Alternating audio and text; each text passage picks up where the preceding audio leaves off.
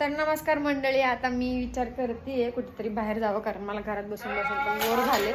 मग मी आता चालली आहे माझ्या मैत्रिणीकडं, ऋतुजाकडे.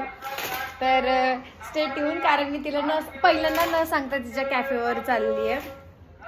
तर बघू आपण तिची रिॲक्शन. तर मंडळींना हायवेवरती आल्यावर बघितलं वरती निसर्गाची किमया, इतकं सुंदर आभाळ दिसत होतं. आणि हा आमचा पिंपळे सौदागर आणि पिंपरीला जोडणारा ब्रिज किती सुंदर आहे बघा. आणि हे आमच्या इथलं सगळ्यात जुनं महादेवाचं मंदिर आहे. मी जेव्हा माहेरी होते तेव्हा इथं जायचे पाया पडायला चालत. आणि हे आमच्या रहाटणी चौकातलं शिवाजी महाराजांचा सुंदर पुतळा. मला व्हिडिओ काढता नाही आली, बट स्टील किती छान दिसते बघा. आणि फायनली मला आता इथं थांबून आहे ना स्कार्फ बांधायची गरज आहे, कारण इकडं खूप जास्त धूळ आहे, नाहीतर सगळी वाट लागेल तोंडाची. आणि म्हणलं जायच्या आधी थोडं पेट्रोल टाकायला थांबले होते. पेट्रोल टाकलं पण पेमेंटच प्रोसेसला पडलं, परत डबल पेमेंट केलं. हाय मेरेसाठी क्यों ऐसा होता है, जाऊ दे चलो.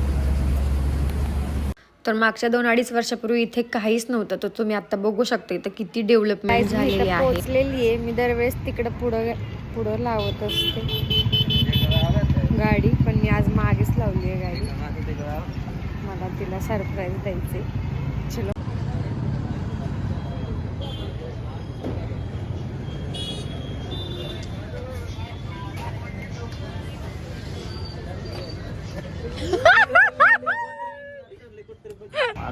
तर मी आता हिला कामाला लावलेलं आहे. काय बनवताय मॅडम तुम्ही? पिझ्झा. कोणता पिझ्झा? Italian pizza. आता मी खाणार इटालियन पिझ्झा.